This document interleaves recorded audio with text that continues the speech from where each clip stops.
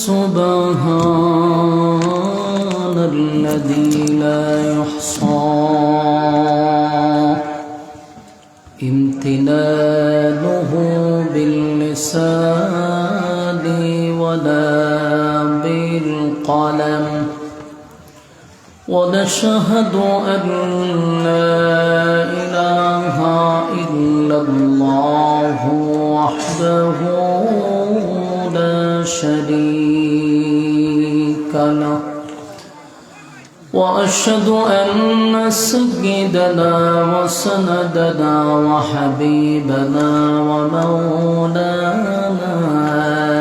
محمدا عبد الله ورسوله أرسله بالحق بشيرا ونذيرا وداعيا إلى الله بإذنه وسراجا منيرا أما بعد فأعوذ بالله من الشيطان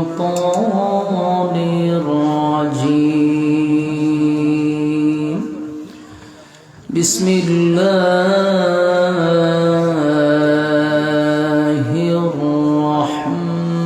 الرحمن الرحيم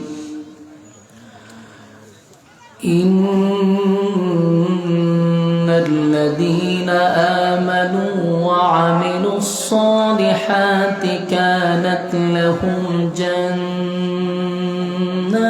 الفردوس نزلا خالدين فيها لا يبغون عنها حولا قل لو كان البحر مدادا لكلمات ربي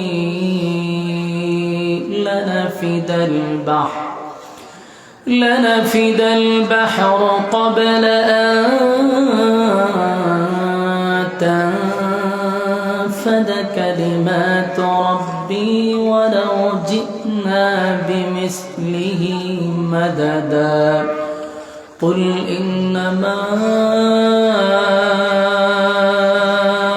أنا بشر مثلكم يوحى إلي أنما إلهكم إله واحد فمن كان يرجو لقاء ربه فليعمل عملا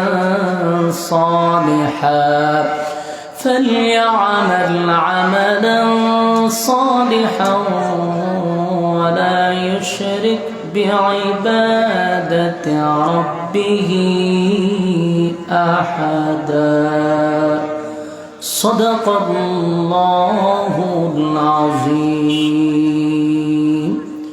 দুরূদ শরীফ পড়েন আল্লাহুম্মা সাল্লি আলা এই বাচ্চাগুলো নেই তো উড়ান এই এক সিরিয়াল আছে যেটা সব পিছনে নেই হ্যাঁ বইয়ানা সিল্লা সিল্লি শুরু করছে উড়ান পিছনে নেই আপনারা যারা আছেন সামনে আসেন উড়ান পিছনে উড়ান উড়ায় দেন একেবারে উড়ান এই দুনিয়ার যত কথা আছে একজনের দ্বারা একজন শেয়ার করতেছে না পিছনে নেই সব মুরব্বী বসে আছেন সামনে আপনারা সামনে আসেন দুরূদ শরীফ পড়েন আল্লাহুম্মা সাল্লি আলা মুহাম্মাদিন ওয়া আলা আলি মুহাম্মাদ কামা সাল্লাইতা আলা ইব্রাহিম ওয়া আলা ইন্নাকা হামিদুম মাজিদ মদিনা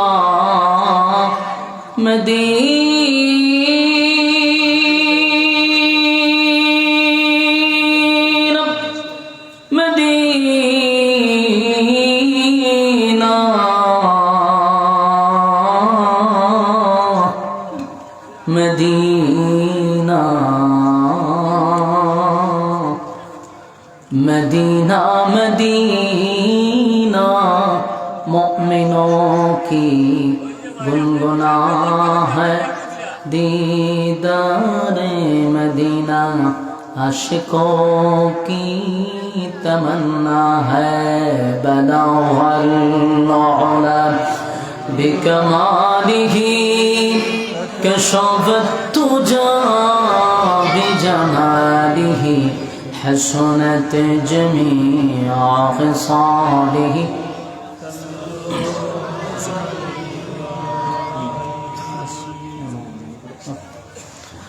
আলহামদুলিল্লাহ, আয়োজিত আজকের রহমানিয়া এতিমখানা হাফিজিয়া জহুরা রহমান নুরানি মাদ্রাসা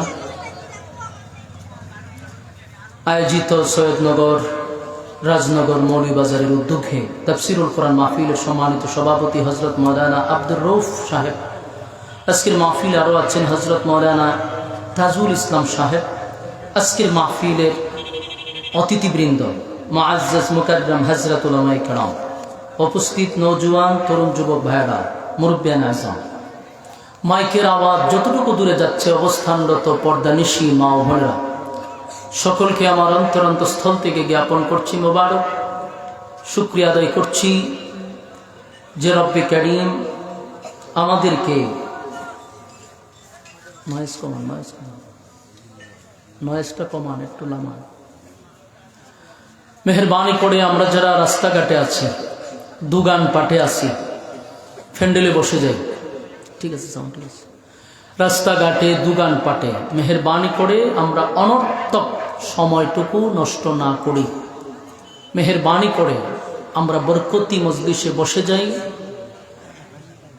দুনিয়ার সমস্ত ফিতনা ফাসাদ থেকে আল্লাহ আমাদেরকে সুস্থ অবস্থায় এমন একটি মজলিসে বসার সুযোগ করে দিয়েছেন।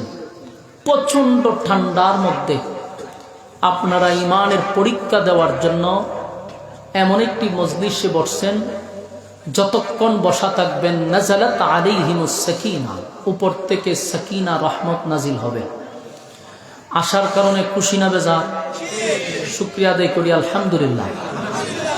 লক্ষ কোটি দুরুদ এবং সালাম আল্লাহর সৃষ্টির প্রধান আকর্ষণ জনাবে মুহাম্মদুর রাসূলুল্লাহ সাল্লাল্লাহু আলাইহি ওয়াসাল্লাম।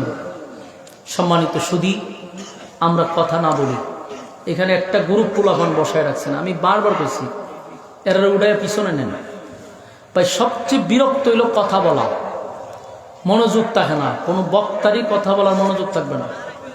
আপনারা কথা বললেন না, মেহেরবানি করে কথা বললে আলোচকের মনোযোগ থাকে না, নষ্ট হয়ে যায়। মেহেরবানি করে বসে যান, আমরা কথা না বলি। কারো সামনে বাচ্চারা কথা বলে থামিয়ে দিবেন। আর রাস্তাঘাটে দোকান পাটে যারা আছেন বসে যান। প্রচণ্ড ঠান্ডা, এর মধ্যে আমি কিন্তু একবার আসছি 9:30 আপনারা গেটের সামনে দাঁড়ানো ছিলাম। কমিটিরে জিজ্ঞাসা করছি যে আপনারা উঠাইবেন কখন, বলছে যে আমরা 11:15 উঠাবো। আবার গাড়ি লেগেছে মৌলভীবাজার, এখান থেকে গুইরাতে এখন আসছে। আমি 9:30 উপস্থিত ছিলাম, যেহেতু এর শিডিউল আছে, আমার আগে তো বক্তাও আছে, তো মেহেরবানি করে আমার সাথে উনি আসিল আমার ওই মাহফিলে। যাই হোক, আপনারা অনেক ত্যাগ করছেন এই ঠান্ডার মধ্যে বৈশা থাকাটা। দুনিয়ার কোন নেতার বক্তব্য শোনার জন্য এত রাতে এই ঠান্ডার মধ্যে কেউ বসবে না। একমাত্র লিওয়াজহিল্লাহ, আল্লাহর ভালোবাসা মহব্বত নিয়ে আপনারা আসছেন। এই ঠান্ডার মধ্যে যে বসছেন, এটা নাজাতের একটা উসিলা হতে পারে। হাসরের মাঠে আল্লাহ রাব্বুল আলামিন বান্দার উসিলা তালাশ করবে। পৃথিবীর কোনো মানুষ তার ইবাদত দিয়া জান্নাতে যাওয়া সম্ভব না। আমার কথা বুঝেন? ঠান্ডার সাথে কি আপনারা জবানও বন্ধ গেছে গা? একটু হানা কইেন। কেউ কোনোদিন নিজের ইবাদত দিয়া, নেকি দিয়া জান্নাতে যেতে পারবে না যদি আল্লাহর দয়া মায়া না হয়। তো সাহাবায়ে কেরামরা রাসূলকে জিজ্ঞাসা করছে, হুজুর তাহলে কি আপনিও আল্লাহর দয়া মায়া জান্নাতে যাবেন? রাসূল বলেন, অবশ্যই আমিও জান্নাতে যাব, এটা আল্লাহর দয়া মায়া। আল্লাহর রাসূল যদি আল্লাহর দয়া মায়া জান্নাতে যায়, আমরা কি নেকি দিয়ে যেতে পারবো? এই জন্য ইবাদত দিয়া জান্নাতে যাওয়া সম্ভব না। তাহলে কি ইবাদত বাদ দিয়ে দিবেন? ইবাদত করলেই তো আল্লাহর দয়া মায়া পাবেন। মানে ইবাদতই যদি না থাকে, তো দয়া মায়া আসবে কোথার থেকে? ঠিক না বেঠিক? মনে করেন ডক্টর ইউনূস আপনাদেরকে বলল যে আমি সৈয়দনগর, দেখি সৈয়দনগর না, সৈয়দনগরের মানুষকে আমি সরকারি চাকরি দিব। বলছে উনি সৈয়দনগরের মানুষকে চাকরি দিবে।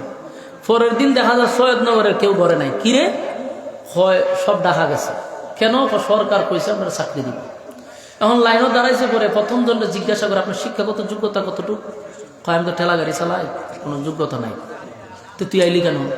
সরকারে কইছে না আমারে যে আমরা সৈয়দনগরের চাকরি দিব, তা আমি তো সৈয়দনগরের, তো চাকরিতে দিব কথা সত্য, যোগ্যতাই যদি না থাকে তাহলে কি আর চাকরিটা পাইবেন? কথা না।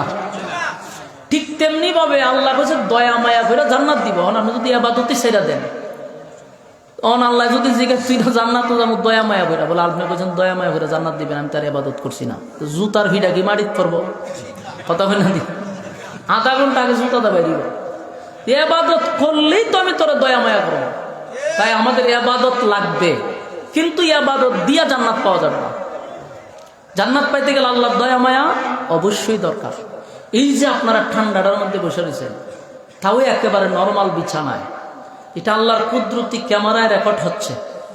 হাসরের মাঠে আল্লাহ এটাকে উসিলা করতে পারে যে এদের কোনো স্বার্থ ছিল না, এরা কিছু পাওয়ার জন্য আসে নাই, খাওয়ার জন্য আসে নাই, নেওয়ার জন্য আসে নাই, শুধুমাত্র আমার মহব্বতে আরামের বিছানা সাইরা এরা নরমাল বিছানাতে বসা ছিল।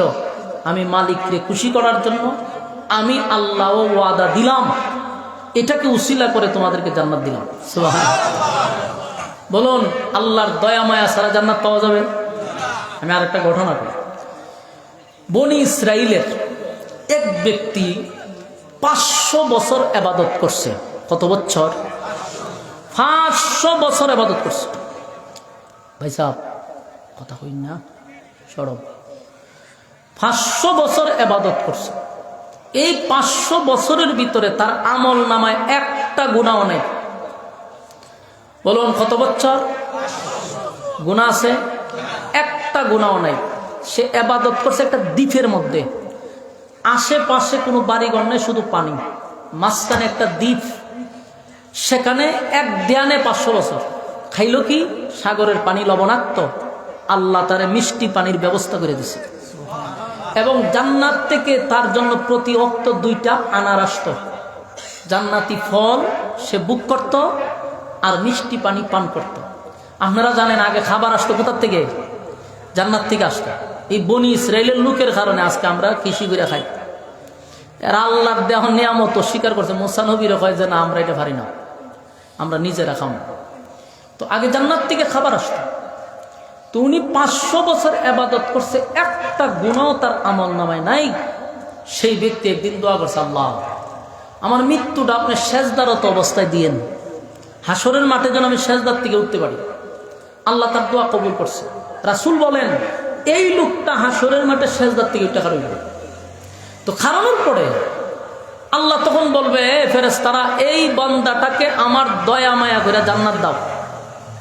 আমার বান্দার 500 বছরের ইবাদতে একটা গুনাহ নাই, বান্দারে আমার দয়া মায়ায় জান্নাত দাও। এই বান্দা পিছনে তাকায় কইবে, আল্লাহ আপনার দয়া মায়াই যদি আমার জান্নাতে যাওয়া লাগে, তাহলে আমার 500 বছরের ইবাদত গেল কোথায়? চিন্তা করছেন নি? যাতে কি বনি ইসরাইল, যাতে কি, হ্যাঁ এটা মাথা রাখছে, যাতে বনি ইসরাইল, এটা 13 জাতি। আল্লাহরে হয়তো আমার দয়া মায়াই যদি জান্নাতে যাওয়া লাগে, তে আমার 500 বছরের ইবাদত গেছে কো? আল্লাহ তার কথার দিকে খেয়াল না করে বারবার বলতেছে, আমার বান্দারে আমার দয়া মায়া জান্নাত দাও। সে বলে আল্লাহ তার কথার দিকে নয়, আল্লাহর দয়া দিয়ে তারা জান্নাতে পাঠাইতে চায়, কিন্তু সে ঘুরে ঘুরে কয়, আল্লাহ আমার ইবাদত গেল কোথায়? তখন আল্লাহ বলল, তুমি কি তোমার ইবাদতের নেকির মাধ্যমে জান্নাতে যাইতে চাও? হয় আমি 500 বছর ইবাদত করছি, তো আমার নেকির অনুযায়ী আপনি আমার জান্নাত দিবেন না? আল্লাহ ঠিক আছে, তাহলে লাইনও দাঁড়া লাইনও, তুই যেহেতু তোর ইবাদত দিয়া জান্নাতে যাবি, তাহলে লাইনও দাঁড়া। সুজাদ ইসলাম ভাল লাগছে না, তাহলে লাইনও দাঁড়া। কারণ যে লাইনও দাঁড়াইছে কত বছর? 50,000 বছর এখানে দাঁড়ায় থাকবি, হিসাব হবে, তারপরে সিদ্ধান্ত হবে। এখন তার পানির পিপাসায় হাসরের মাঠ এটা ভয়ানক অবস্থা। সূর্য থাকবে খুব কাছাকাছি, জিহ্বাটা কুকুরের মতো বাহির হয়ে যাবে পানির পিপাসা। এই পানির পিপাসায় এমন চিৎকার শুরু করবে যে আমাকে পানি দাও, পানি দাও। ফেরেশতারা বলবে এখানে পানি তার এমনি এমনি পাওয়া যায় না, এটা কি তুমি দ্বীপ পাইছো যে মিষ্টি পানি তোমারে দিব? এখানে পানি পান করতে গেলে নেকি লাগে। তো জিগায় নেকি কতটুক লাগবে? এক গ্লাস পানি হইল 500 বছরের ইবাদত। এক গ্লাস পানি 500 বছরের ইবাদত। এতে ইবাদত করছে কয় বছর? 500 বছর। পানির পিপাসা। আপনারা যারা ভলান্টিয়ার আছেন, দায়িত্বশীল, ওখানে কথা কয় কারা? একটা লাড়ি লিয়ে দৌড়াইতে দৌড়াইতে আধা কিলো দৌড়াই দিয়ে যান। যেভাবে গরু ছাগলটা খাই দেয় ওটা খাই দেয়। তোরা মাহফিল না উনলে যাবি কে পারি গেলে ফের তোলে ঘুমা, ঠিক নেই? এখানে কক কক কক কক করে করে চিন্তা করছেন, নিজেও শুনতে চায় না, কাউরে শুনতে দিবে না। তাহলে এরা কি করেন? আধা কিলো দৌড়াই দেওয়া, ওই লোক ফাটাইছে দৌড়াইতেছে। ভালো না লাগে বাড়ি গিয়ে ঘুমাইব না ঠান্ডার মধ্যে, কক কক করো না। মনোযোগ দিয়ে শুনেন। এখন বলুন এক গ্লাস পানি কত বছরের ইবাদত? 500 বছরের। তাই কত বছরের ইবাদত করছে? এখন চিন্তা করে যা যে আমি যে 500 বছর ইবাদত করলাম, এক গ্লাস পানি শেষ। কিন্তু এমন পিপাসা লাগছে, ইবাদত ক বছর এটা দেখার টাইম নেই। পানি দাও, দিছে পানি। এক গ্লাস পানি পান করার পরে কি এই পিপাসা নিবারণ হবে? এখন আবার পিপাসা লাগছে, জিগার এখন যে পানি চাষ নাকি আসেনি, এখন নাই। আল্লাহ আরে দইরা জাহান্নামে লইয়া যা। এখন জাহান্নামে যখন ফেরেশতারা নিয়ে যায়, তখন পিছন দিয়ে তাকায়, আল্লাহ আপনার দয়া মায়াই আমার জান্নাত দেন, আমার নেকির দরকার নাই। তখন গার সুযোগ হইল কেমনে? আগে বলছি দয়া মায়ায় জান্নাত দিব, হে কয় না ইবাদত দিয়া জান্নাত দেন। মানে ইবাদত তো তোর এক গ্লাস পানি শেষ। এখন বন্দা কয় আপনার দয়া মায়াই বালা। এখান থেকে স্পষ্ট পৃথিবীর কেউ ইবাদত দিয়া জান্নাতে যেতে পারবে না। আপনি আমার গুনাহ আছে, আমরা 500 বছর ইবাদত করতেও পারবো না, আর 500 বছরের ইবাদত করলে আমরা গুনাহ এর চেয়ে বেশি হবে। তো সুতরাং একমাত্র আল্লাহর দয়া মায়া ছাড়া আমাদের কোনো উপায় নেই। তো দয়া মায়া পাইতে গেলে ইবাদত বন্দেগী লাগবে। এই যে আপনারা বসছেন, এটা একটা নেক আমল, ইবাদত। প্রচন্ড ঠান্ডার মধ্যে দিনই কথা শোনার জন্য বসে আছেন। জান্নাতে যাওয়ার জন্য ইবাদত লাগবে। ভাই নয়েজ বন্ধ করেন, এত মাস্টার বানায় না। হ্যাঁ, মাইক্রোফোন থেকে মুখ কতটুক দূরে রাখা লাগবে, এটা 10 বছর ধরে আমি ইডি চিন্তা করতেছি। আপনি আমার নতুন করে কোনো কিছু শিখাইবেন না। 10 বছর ধরে মাইকের সামনে না, এটা শিখাইবেন না। আপনি টাইম মতো ঠিক করেন, তর্ক করেন না, তর্ক করেন না। আপনারা যেটা সেটা করেন, আপনি আমার শিখাইবেন না। তর্ক করেন না, আপনি কাজ করেন। সারাদিনের ওয়াজ সব বক্তা একরকম না, না সব বক্তা একরকম না। আপনি আমার সাথে কাউন্টার দিলেন কেন? কাউন্টারটা দিলেন কেন? আপনার কি বলছি যে একটু কমাইতেন। আমি বলছি কমাইবার কথা, আপনি সাউন্ডটা বলেন কেন? বেয়াদবি করেন কেন? আমি কি বলছি আপনার কমাইবার কথা, কমাইবেন। কাউন্টার দেন কেন? বেয়াদব কথা বলছি, কমাইবার কথা আবার কাউন্টার। সবাই ওয়াজ করছে, সবার সাথে আপনি আমার তুলনা দেন কেন? সম্মানিত সুধী বসেন, আমার সাউন্ড কেমন লাগবে এটা তো আমার বলার অধিকার আছে। এই সমস্ত কিছু মাইকম্যানরা বেয়াদবিগুলা করে, আর এগুলোই প্রচার হয় বেশি। আমি বলছি কমাইতেন, বাস আপনি কমাইবেন। মুখ কোন জায়গায় রাখতে হইব ওনার কাছ থেকে আমার শিখতে হইব। তো 10 বছর ধরে আমি কিতা করছি। বসেন, আপনারা বসে যান, বসে যান। প্রত্যেকটা মানুষ তার ইবাদত দিয়ে জান্নাতে যাওয়া কোনোভাবেই সম্ভব না। তবে আল্লাহ কি বলছে?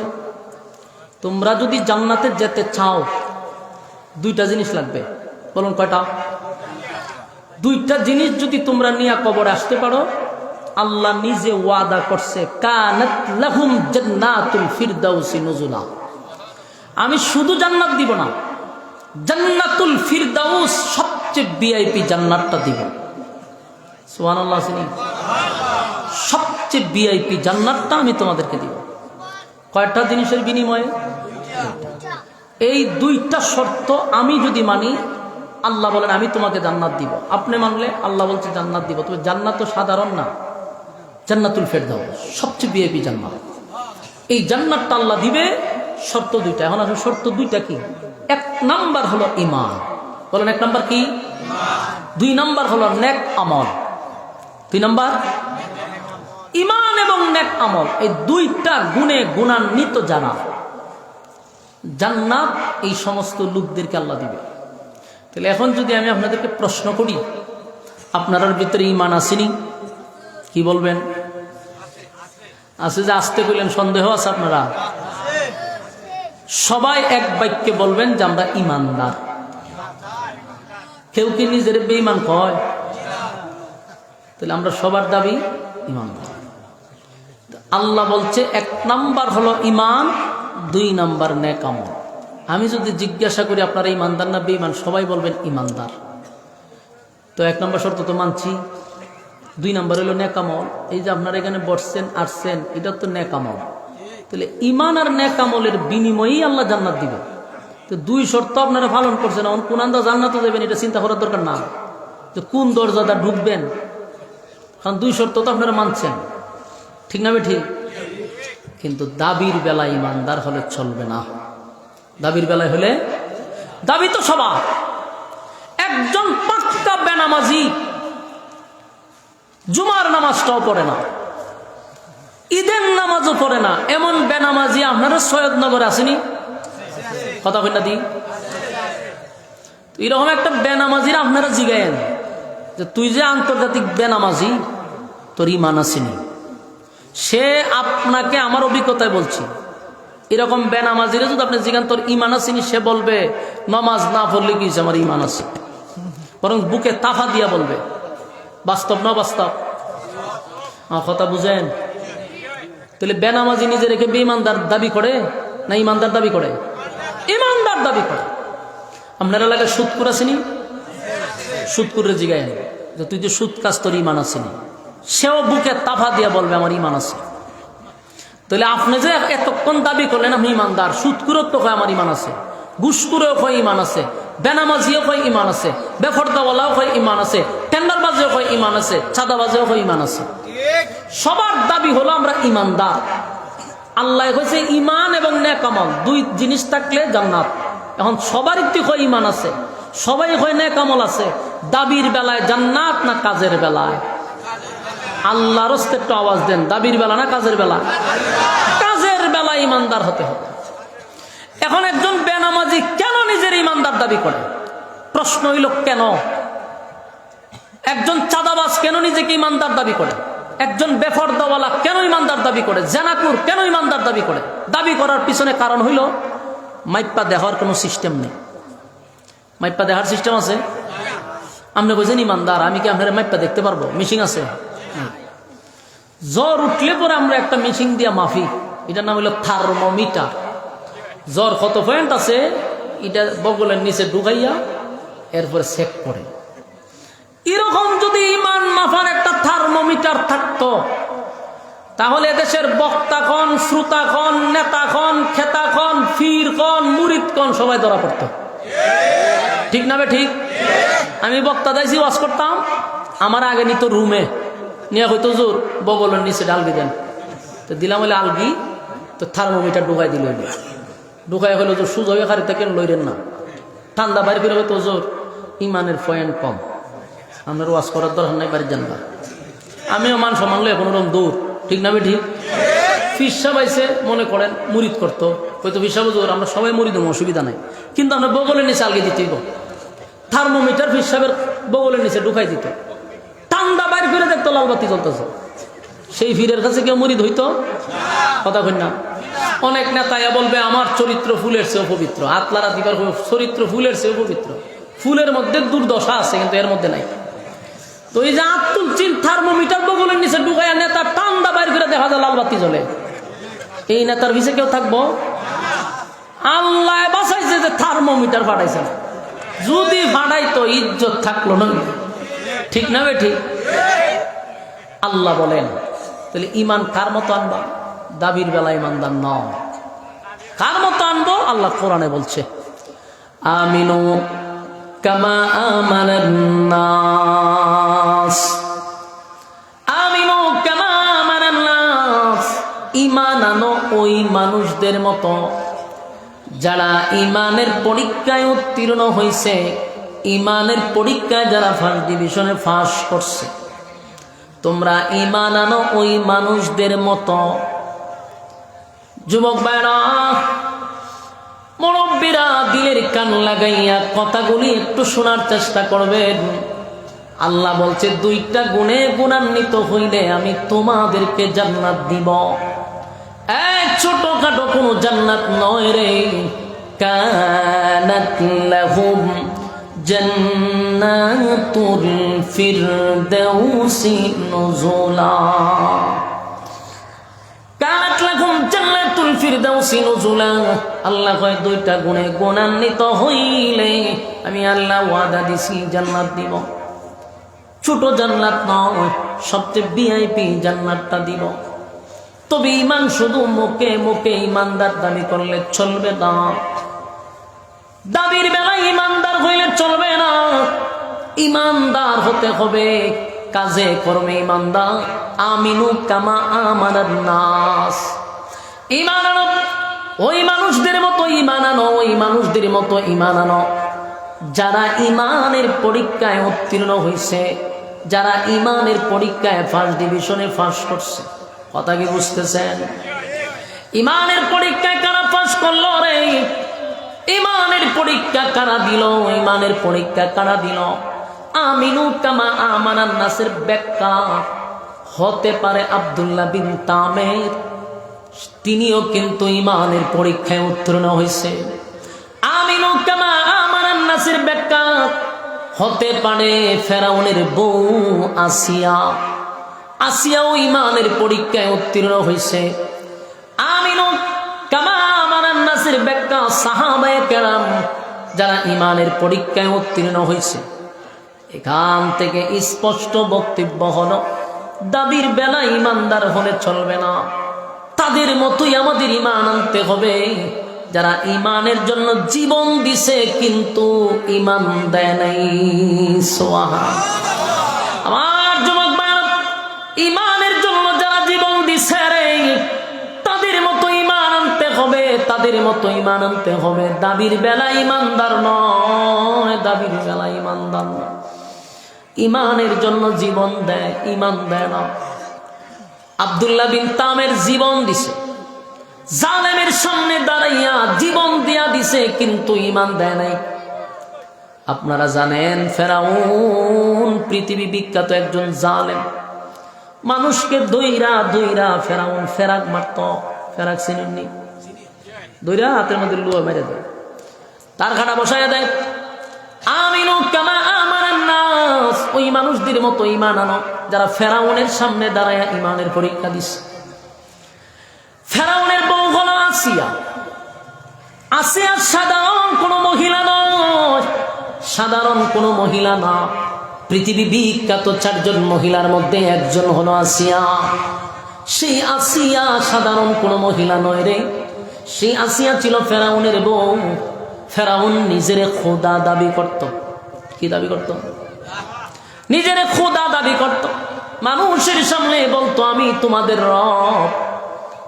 তারে যারা রব মানত তাদের ব্যাপারে কোনো বক্তব্য নাই, যারা খোদা মানত না তাদেরকে নির্যাতন করত, হত্যা করত। ফেরাউন কত বড় জালেম চিন্তা করছে। খোদা না মানলেই তার উপরে আক্রমণ করত, মারধর করত। এরা যুবক ভাইয়েরা, ফেরাউন একবার আসিয়ার সামনে দাঁড়ায় কয়, আসিয়া রে, আমার ঘরে যে একটা কাজের মহিলা ছিল, মা সেটা, এই মহিলার 4টা বাচ্চা ছিল, বাচ্চা সহ দাসীরে আমি হত্যা করছি। ফেরাউন আসিয়ার সামনে দাঁড়ায় বলতেছে, গর্ব নিয়া বলতেছে, আমি আমার কাজের মহিলা এবং তার বাচ্চাগুলারে আগুন দিয়া জ্বালায়া দিছি, হত্যা করছি। আসিয়া জিজ্ঞাসা করলো, কেন মানলি? হয় আসিয়া, আমার খায়, আমার পড়ে, আমার বেতন নিয়া আমার ঘরে বসবাস কইরা আমারে খোদা মানে না, তাই তো তারে মৃত্যুদণ্ড দিছি। আগুন দিয়া পোড়াইছি, তেলের মধ্যে বাজি করছি। চিন্তা করেন ফেরাউন কত বড় জালেম। মানুষ মারার জন্য ফুটন্ত তেলের মধ্যে মানুষ ছেড়ে দিত। মা সেটাই মারল, বাচ্চা কাচ্চা গোলারে আগুন দিয়া জ্বালায়া দিল। আসিয়া ডাক দিয়া হয়, খুদা না মানার কারণে, রব না মানার কারণে তুই একজন মহিলা তার বাচ্চা সহ হত্যা করলি। ফেরাউন রে, তুই কত বড় জালেম। জালেম কিভাবে খুদা হয়? খুদা হওয়ার কোনো কোয়ালিটি তোর মধ্যে নাই। তোরে খুদা না মানলে যদি মানুষকে তুই মৃত্যুদণ্ড দেস, মানুষকে যদি তুই হত্যা করস, তাহলে শোন, আমি তোর বউ, তুই বাদশা, আমি এলাম রানী। আমি তোরে ওয়াদা দিলাম, আমি কিন্তু তোর উপরে আমি ঈমান আনি নাই, তোরে খুদা মানিও না। আমি যারে রব বলি তিনি স্রষ্টা, যার জন্ম নাই, যার মৃত্যু নাই, যার ঘুম নাই, খাওয়ান নাই, তিনি আমার রব। লাম ইয়ালিদ ওয়া লাম ইউলাদ। আমার রব কারো কাছ থেকে জন্ম নেয় না, আমার রব কাউরে জন্ম দেয় না। বলুন, আল্লাহর জন্ম আছে? আল্লাহ জন্ম দেয়? জন্ম নেয় না? জন্ম দেয় না রে, জন্ম নেয় না, জন্ম দেয় না। আল্লাহর নবী আসিয়া কয়, ফেরাউন, আমার মালিক জন্ম দেয় না, জন্ম নেয় না। আমার মালিকের ঘুম নাই, তন্দ্রা নাই, আল্লাহর ঘুম আছে। কথা বল, লা তাখুযুহু সিনাতু ওয়ালা নাওম।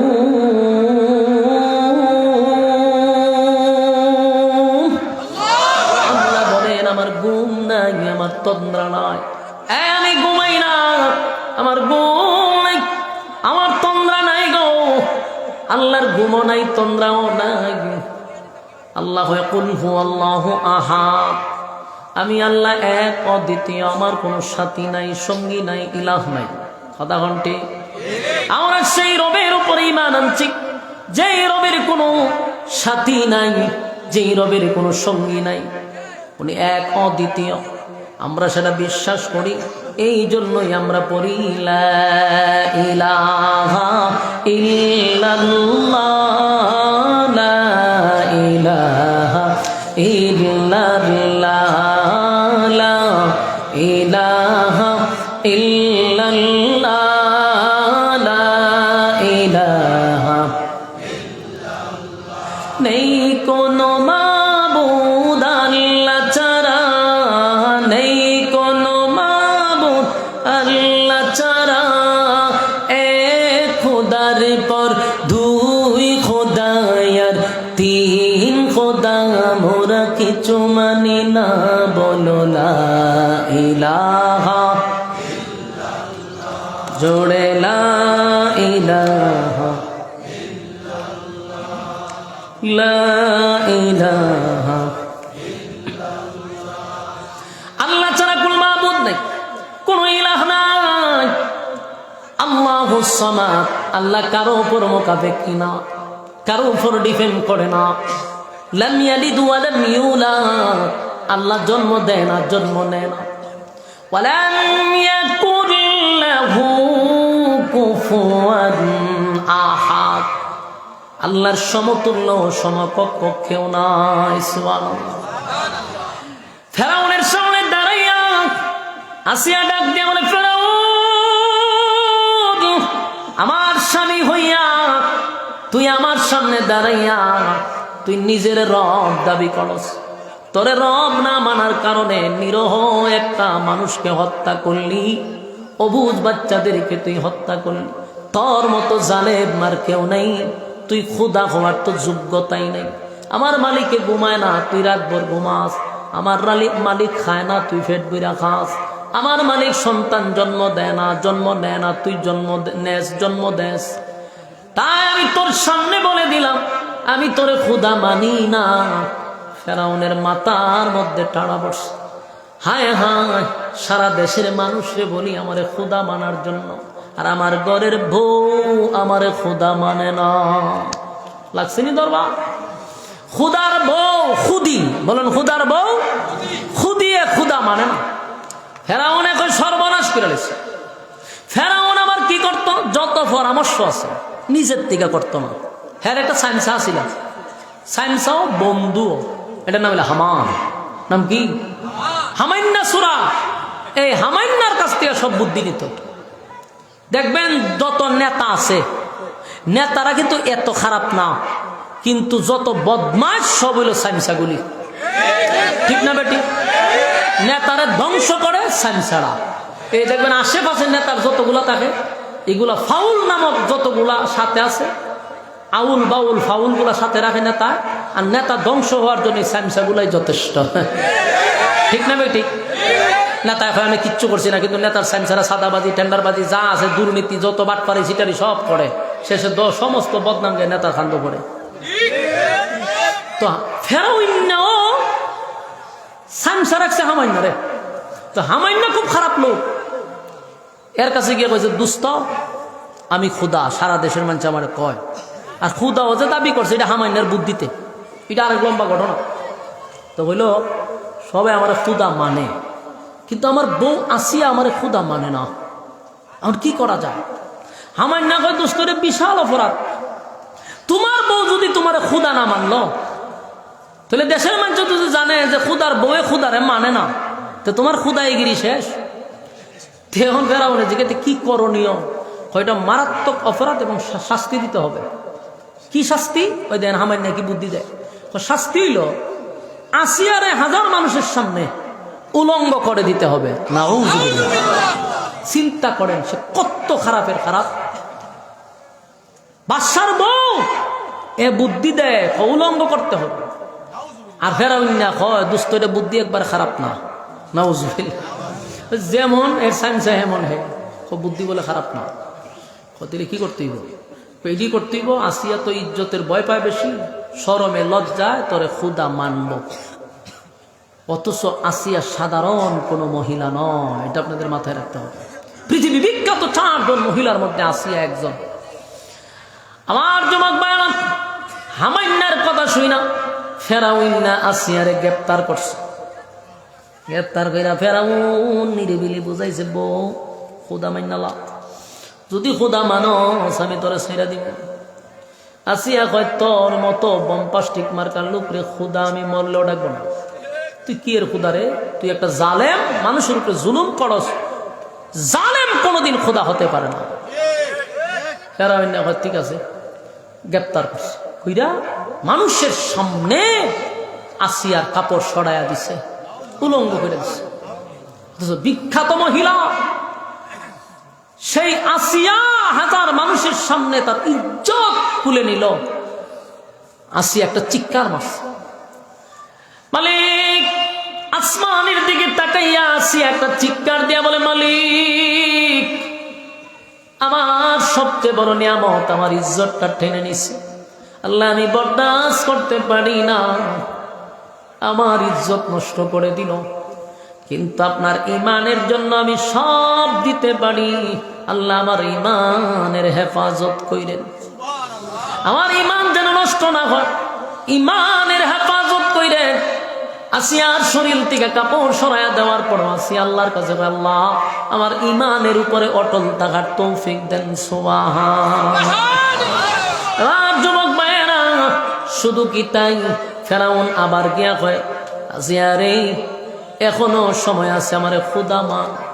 আসিয়া কয়, আমি খুদা মানব না, আমি মুসার রবের উপরে ঈমান আনছি। মুসা আমার নবী, তাই মুসার রবের উপরে ঈমান আনছি।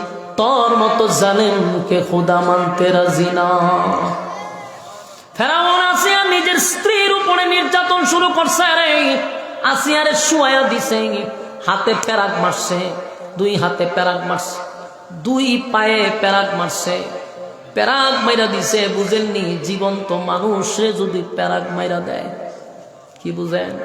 লম্বা লোহা যদি আপনার হাতের এদিক দিয়ে ঢুকায়, এদিকে বাইর করে কাঠের লগে লাগাই দেয়। হাত পা 2টাতে প্যারাক মারছে। আসিয়ারে প্রচন্ড রুদ্রের মধ্যে, সূর্যের মধ্যে শোয়া রাখছে। আসিয়া চিৎকার দেয়া হয়, মালিক ইমানের জন্য আমার উপরে নির্যাতন চালাইছে, আল্লাহ মৃত্যুর আগ পর্যন্ত যেন আমি ইমানের উপরে অটল থাকি। আপনারা ভলান্টিয়াররা কি করে, দায়িত্বশীলরা চিল্লা চিল্লি দৌড়াদৌড়ি করতেছে, ওখানে লোক থাকা দরকার না। আমার যুবক ভাইরা এগুলা মনোযোগ নষ্ট করে। আমার যুবক ভাইরা আসিয়া কিন্তু ইমান বিক্রি করে নাই, ইমান দেয় নাই। কথা বুঝতেছেন? আমরার ইমান কত দুর্বল, আমাদের কি মারণ লাগে। ওই কথা কই না, আমরা কি ফিডানি লাগেনি? হ্যাঁ, আমরা তো 5 টাকার কাছে ইমান বিক্রি করি, আমরা ফিডন লাগবো? রং চা একটা খাওয়াইলে ইমান বিক্রি করে দেয়, ঠিক নেই? গুরু মার্কা খাওয়াইছে রং চা, বুট আপনারা দিব। হ্যাঁ, ভুষ মার্কা খাওয়াইছে দুধ চা, বুট আপনারা দিব। ছাগল মার্কা মাঝখানটা খাওয়াইছে কফি, বুট আপনারা দিব। হ্যাঁ বেটা, তুই না বুট হইলো তোর একটা, 3 জনে দিলি কেমনে? ঠিক না বে? ঠিক। তো এইভাবে আমরা ইমান বিক্রি হয়, আবার বুটের আগের রাত্রে 500 টাকা বিক্রি হয়। অথচ আমাদেরকে মারা লাগে না, আমাদের উপরে হামলা করা লাগে না, আমরা এমনি ইমান ছেড়ে দেই। এই জন্য আল্লাহ বলছে, দাবির বেলায় ইমানদার হলে চলবে না।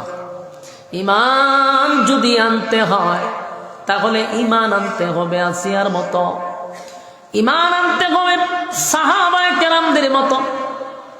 আসিয়া যখন ইমান আনে না, আসিয়া যখন ইমান ছাড়ে না, ফেরাউন না কয়, আসিয়া রে এত নির্যাতন করলাম, এখনো কি ক্ষুধা ডাকতে মন চায় না?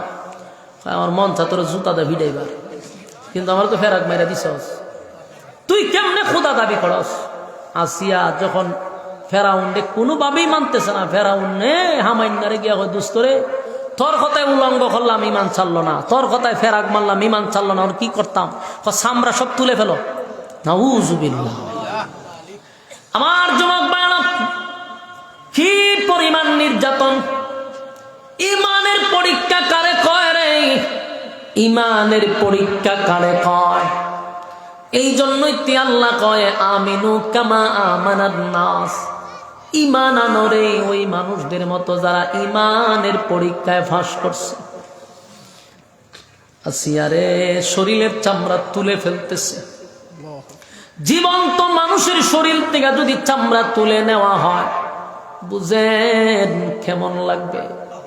একবার চিন্তা করেন, আমাদের সামান্য নখের আগার একটু চামড়া উঠলে সারাদিন যন্ত্রণা করে, আর সারা শরীরের চামড়া তুলে দেওয়া হচ্ছে একটা জীবন্ত মানুষের চামড়া। আসিয়া আসমানের দিকে তাকায়া বলে, মালিক আর বরদাস্ত করতে পারি না, আল্লাহর সহ্য করতে পারি না, আর সহ্য হয় না গো। এত নির্যাতন, এত নির্যাতন, এত নির্যাতন। আল্লাহ আপনার পাশে আমার একটা ঘর বানায়া দেন, আপনার পাশে আমার একটা ঘর বানায়া দেন। আল্লাহ আমারে আপনার কাছে নিয়ে যান, আর আমার বরদাস্ত হয় না। আসিয়া যখন আসমানের দিকে তাকাইয়া মালিকের কাছে দরখাস্ত করে, মালিক আপনার পাশে একটা ঘর বানায়া দেন। ফেরাউন বড় একটা পাথর লইয়া আসছে আসিয়ার মাথায় মারার জন্য। আইসা দেখে আসিয়া আসমানের দিকে তাকাইয়া মুস্কি মুস্কি হাসতেছে। সুবহান। ফেরাউন ডাক দেও না, আসিয়া মরনা পড়ল। এই পরিস্থিতিতে কোনো মানুষের মুখ দিয়া হাসি আসার কথা না। আসিয়া রে শরীরের চামড়াগুলি তুলে ফেললাম, আসিয়া রে এত নির্যাতন তোরে করলাম, এরপর তুই কেমনে হাসি দিলি? আসিয়া ক কেন হাসস? আসিয়া কয়, ফেরাউন আমি যা দেখি তুই তা দেখস না। আমি আমার মালিকের কাছে দরখাস্ত করছি, মালিক আপনার পাশে আমার একটা ঘর বানায়া দেন। আমার মালিক আমার জান্নাতের বালাখানা, জান্নাতের নাজ নিয়ামত আমার চোখের সামনে তুলে ধরছে। এই জন্যই বলছিলাম পৃথিবীর 4 জন বিখ্যাত মহিলার মধ্যে একজন হইল আসিয়া, যারে দুনিয়ায় থাকতে আমার আল্লাহ জান্নাতের নাজ নিয়ামত দেখাইছে। জোরে জোরে কোন সুবহান। আসিয়া সাধারণ কোন মহিলা নয়। আল্লাহর নবী বলেন জান্নাতে আমার বিবাহ হবে, এর মধ্যে আসিয়া হবে আমার বউ। সুবহানাল্লাহ। মরিয়ম হবে আল্লাহর নবীর বউ, জান্নাতে আল্লাহ বিবাহ করায়া দিবে। এর মধ্যে আসিয়া একজন, আসিয়া জান্নাতি মহিলা, দুনিয়ায় থাকতে আল্লাহ ওনাকে জান্নাতের বালাখানা দেখাইছে। আসিয়া জান্নাতের বালাখানা দেখতে দেখতে মালিক তারে নিয়ে গেছে, জীবন দিছে কিন্তু ঈমান দেয় নাই। সুবহান। আমার যুবক ভাইয়েরা, ঈমান দেয় নাই, ঈমান দেয় নাই। এখান থেকে আল্লাহ তার বান্দাদেরকে আগে জানায়া দিছে, দাবির নাম ইমানদার নয় রে, ঈমান আনতে হবে। ঈমান আনতে হবে সাহাবীদের মতো, ঈমান আনতে হবে যারা ঈমানের পরীক্ষা দিছে তাদের মতো। সাহাবায়ে কেরামরা দুনিয়াতে থাকতে জান্নাতের সার্টিফিকেট পাইছে, আপনারা অনেকেই জানেন। আল্লাহর নবী নাম ধরে ধরে বলছে তুমি জান্নাতি, তুমি জান্নাতি, তুমি জান্নাতি, তুমি জান্নাতি। দুনিয়ায় থাকতেই জান্নাত পাইছে, এমনে এমনে নয়, জান্নাতের পরীক্ষা দিছে, ঈমানের পরীক্ষা দিছে। ঈমানের পরীক্ষা উত্তীর্ণ হওয়ার কারণে আল্লাহ দুনিয়াতেই ঘোষণা করে দিল তুমি জান্নাতি। সুবহান। আমিনু কামা আমানান নাস। ঈমান আনো ওই মানুষদের মতো যারা ঈমানের পরীক্ষা দিছে। এবার আসুন, যদি ঈমানের পরীক্ষায় উত্তীর্ণ হতে পারেন, আল্লাহ কিন্তু ওয়াদা দিছে রে, কানাত লাহুম জান্নাতুল ফিরদাউসি নুজুলা।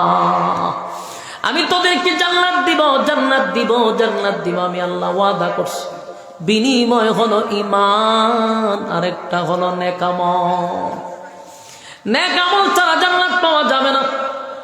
এই যে আপনারা আরামের ঘুম হারাম করে নরমাল বিছানাতে বসে আছেন প্রচন্ড ঠান্ডা এবং কুয়াশার মধ্যে, ঘরে দামি দামি বিছানা রাইকা নরমাল বিছানাতে বসে আছেন, উদ্দেশ্য একটা, দুনিয়াতে কিছু পাওয়ার জন্য নয়। আমি জানি পরকালে শান্তি পাওয়ার জন্য, পরকালে সুখ শান্তির আশায় আরামের ঘুম হারাম করে এখানে বসে আছেন।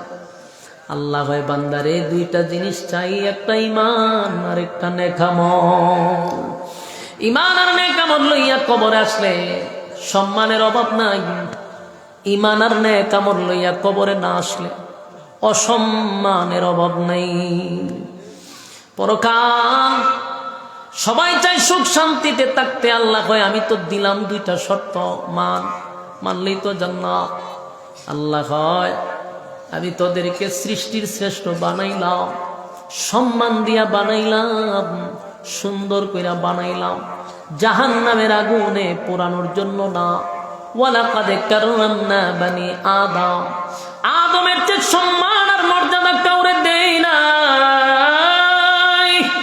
এত সম্মান আর মর্যাদা দিয়া তোরে বানাইলাম, তোরে বানাইয়া 4টা কসম করলাম, বান্দারে তোরে সুন্দর কইরা বানাইছি। 3 ফলের কসম, জাইতুন ফলের কসম, সিনাই পর্বতের কসম, মক্কা মদিনার কসম। আল্লাহ কয় 4 কসম করে বলছি, লাকাদ খালাকনাল ইনসানা ফি আহসানি তাকওয়িম। মানুষের তো সুন্দর করে বানাই নাই, এত সম্মান আর এত মর্যাদা দিলাম কি বান্দা তোরে জাহান্নামের আগুনে পোড়ানোর জন্য? না না, আমি আল্লাহ তোরে জান্নাত দেওয়ার জন্য। 2টা গুণে গুণান্বিত হইলে আমি আল্লাহ তোরে জান্নাত দিব। কিন্তু বান্দারে দুনিয়া নামক জায়গায় পাঠাইছি 2টা জিনিস আনার জন্য, কিন্তু দুনিয়া আসার পরে মন গড়া জিন্দেগি চালাইতেছি, যেমনে মনে চায় এমনে চলতেছি। যুবক ভাইয়েরা, কোনো লাগাম নাই, লাগামহীন চলাফেরা আমাদের। গুনাহের প্রতিযোগিতায় আমরা করতেছি, জায়গায় জায়গায় গুনাহের প্রতিযোগিতা। মনে করেন আজকে যদি রাতের 2টার সময়, রাতের 2টার সময় যদি এই প্যান্ডেলটা যদি ওয়াজ মাহফিল না হইয়া গানের মঞ্চ হইত, আর যদি হয়তো রাতের 2টার সময় একটা নর্তকী আইব, আয়া খুব নাচবো, ডান্স বাগলো, ডান্স দিব, দেখতেন এই এলাকার মধ্যে ফাড়া ফালাইবার জায়গা পাইতেন না। আপনার এলাকার যে বেশি বুড়া যে ডিডি হইতো যে সেটটা আমার সামনে দিস, ঠিক না বেটি? হয়তো আমি বুড়া মানুষ দেখা যায় না, সামনে দিচ্ছে। আর কেন বলে গুনাহের প্রতিযোগিতা বেশি, গুনার দিকে মানুষের আকর্ষণ বেশি, ঠিক না বেটি? গুনার প্রতি মানুষের আকর্ষণ বেশি, নেকের কাছে মানুষের আকর্ষণ কম। 1000-এ মাত্র একজন যাইব জান্নাতে, 1099 জন জাহান্নামে, 999 জন জাহান্নামে, একজন জান্নাতে। এটা কি এমনি কইছে? আকামে লোক বেশি। আমার যুবক ভাইরা, আল্লাহ কয় বান্দারে এত নিয়ামত দিলাম, আমি এত নিয়ামত দিলাম, একটা মাছ পানির নিচে ডুবন্ত থাকে, আর আমি আল্লাহ নিয়ামত দিয়া তোদেরকে ডুবায় রাখছি, ঠিক নেই? অস্বীকার করতে পারবেন? এত নিয়ামত দিছে মালিক। আসমানের নিচে যত জায়গা আছে সব জায়গায় যদি আমরা সেজদা দিই, তারপরও মালিকের শুকরিয়া আদায় হবে না। তোদেরকে এত নিয়ামত দিলাম, বল বান্দা নিয়ামতের কি অস্বীকার করতে পারবেন? কথা হয় না। فبأي آلاء ربكما تكذبان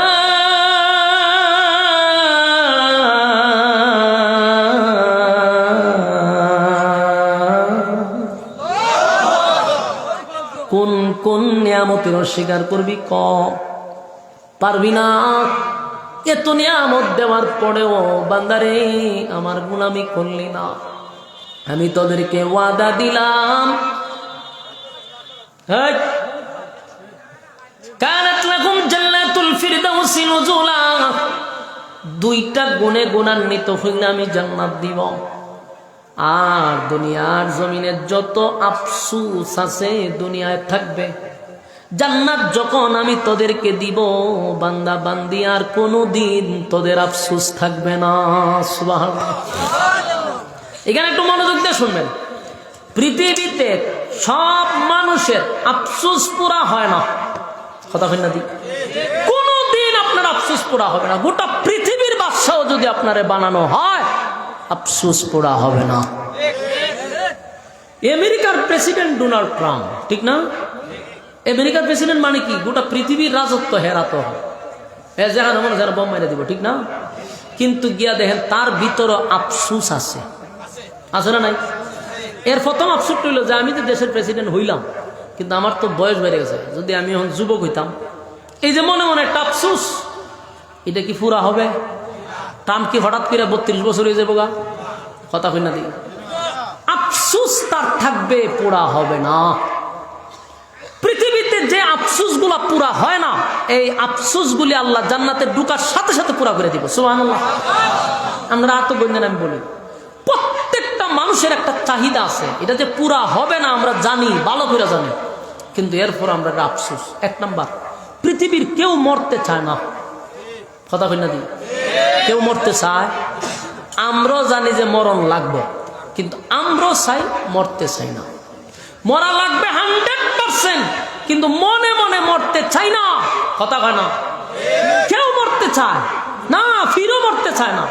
মুরিদ তো দূরে কথা, ফিরও মরতে চায় না, বক্তও মরতে চায় না, শ্রুতও মরতে চায় না, কেউ মরত না, কিন্তু মরণ লাগবো, কথা কই না দিই? এখন যদি কোন বলো হুজুর পৃথিবীর যত আলেম আছে, ফির আছে, সবগুলারে ভাড়া করে না দোয়া করুন আল্লাহ যেন আমার মরণ না দেয়, কবুল হইব? হবে না। নবীরাও যদি দোয়া করতো কবুল হইতো না। এই যে আফসোস, মরতে চায় না কিন্তু মরণ লাগবে।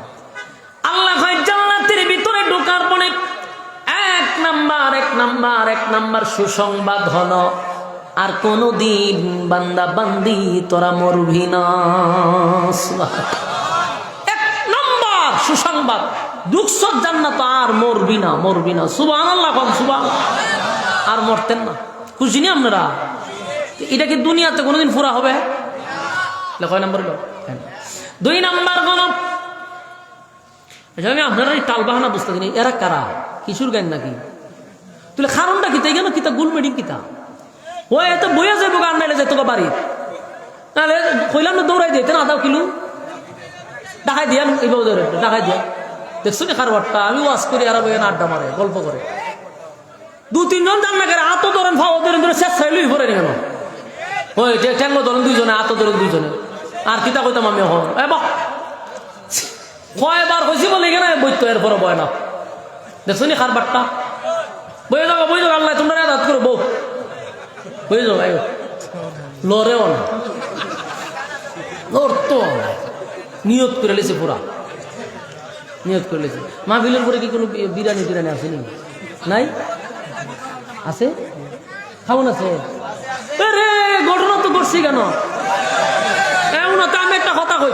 আমি একটা কথা আমার শুনলেন বিরিয়ানির সময় যদি আর আয়া ঢুকে ইজ্জত মেরে নেবেন কথা ঠিক নেই তাহলে বোঝা গেল এরা বিরিয়ানির আশেক এরা ওয়াজের আশেক না ঘটনা তুই কেন আমি তো কই তোরা বাড়ির জিজ্ঞা বাড়ির যা দেখাই দিয়েছি এরপর আয় করে তুই তো ওয়াজুন তুই বল আমরা ওয়াজুন তাছি ওয়াজুন না বাড়ি তো যায় না ঘটনা কি তার সভাপতি হইতে খাওয়ান আছে দেখছেন নি কারবারটা আমি তো কই গীতারি লক্ষণ কিতাবটা ইলাহান কইতেছে বলে বাড়ি যা এলা বাড়ি তো যায় না ডাকাইয়া দিলাম ডাকাইয়াও দিলাম আবার আয় করে এখন তোমরারে কইরাম সুজা প্যান্ডেলও বয়ে যাবো ইজ্জত বাঁচাইতে গেলে আমরা এখন বইলে বুঝুন যে ওয়াজুন তো বসছে কিন্তু মুনাজাতের সময় যদি বাতি যাবো তোমরা ইয়া বউ তো মানছে তোমরা ভাই ছায়া খালি হাসি দিব খালি আর কিচ্ছু না ঠিক না ঠিক এখন যদি এরা একটু সরম বরম হয় আল্লাহ যদি এরা একটু হেদায়ত দেয় বহুত সময় বুঝাইছি যখন কাম হইছে না